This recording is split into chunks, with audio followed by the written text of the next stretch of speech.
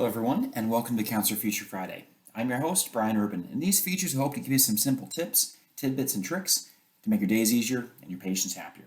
In this feature, we're going to talk about utilizing quote invoices. So to begin, we'll start here in a patient's profile and then create a new invoice.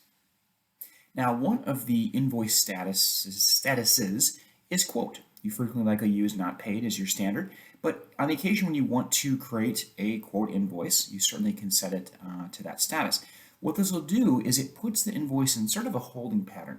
It's not going to hit your revenue numbers, for example, on your dashboard widgets or in your business reporting areas, such as hearing aid sales summary, for example. It will show up in the invoice report generator, but it is held back from other areas because it's in a quote status.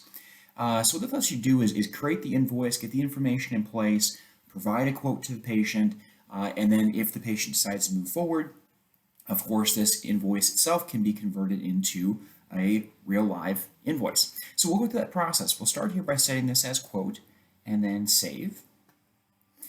We'll go through the normal process here. We're going to go ahead and add a hearing instrument to this invoice. We'll just grab the first on the list here.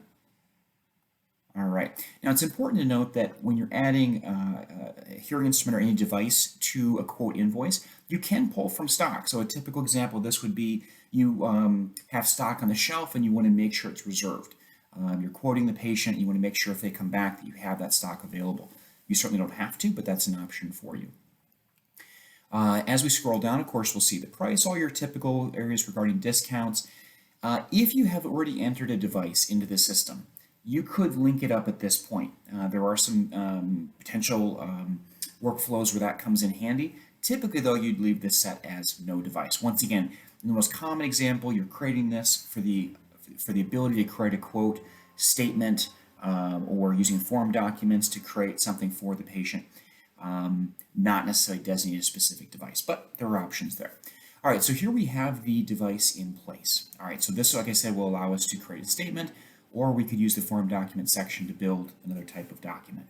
All right, now let's fast forward here. Let's say we provide the quote to the patient, they consider, and in a week they say, yes, I want to move forward. Okay, great. We go ahead, we get the fit scheduled, and now we want to update this because this invoice date may or may not be real.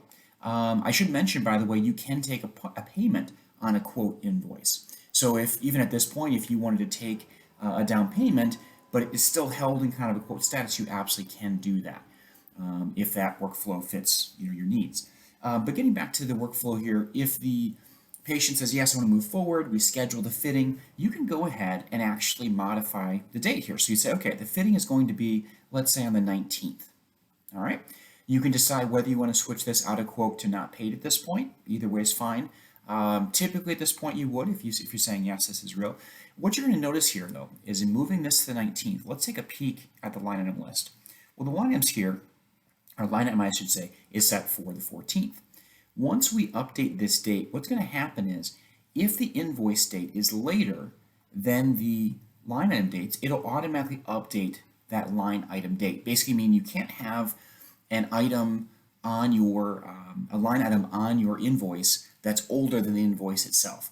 So if you take, for example, maybe you have 2 hearing instruments, an accessory, maybe some services, and a box of batteries, you might have 4, 5, 6 things listed here. It will go ahead and update all those dates for you to bring it in alignment. So now you have everything laid out.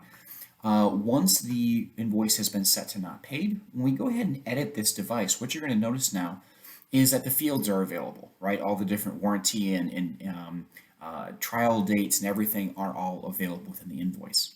Okay. Now, of course, you can update this here. You could also update this within the device tab of the patient's profile. So at this point, now that the device is in place, you're not restricted to, of course, doing that here, but just to show you that now those fields are available. And like I said, now that you have changed the invoice from quote to not paid, it is now going to show up in your numbers. So it'll show up in your dashboard widgets. It'll show up in the hearing aid sales summary. Okay. Of course, if the patient doesn't move forward with a quote invoice, you have some options. You could simply leave it, right? Keep that kind of quote within their profile if you ever want to view that later on.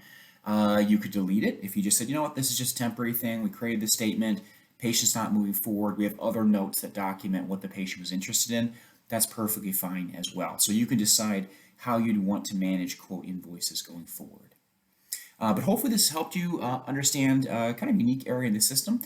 Please let us know if you have any questions, if we can help you in any way. So give us a call, email us, live chat us. We are always happy to help. Thank you very much for joining us for today's Counselor Feature Friday. And as always, have a wonderful, wonderful weekend.